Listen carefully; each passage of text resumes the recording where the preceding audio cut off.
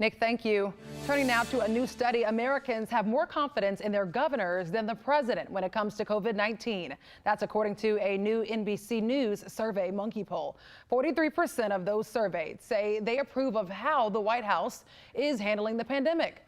Compare that to 60% of Americans who approve of how their home state governor is dealing with the virus. And 7 out of 10 Americans say they trust their governor over the president to decide when to reopen businesses in their area.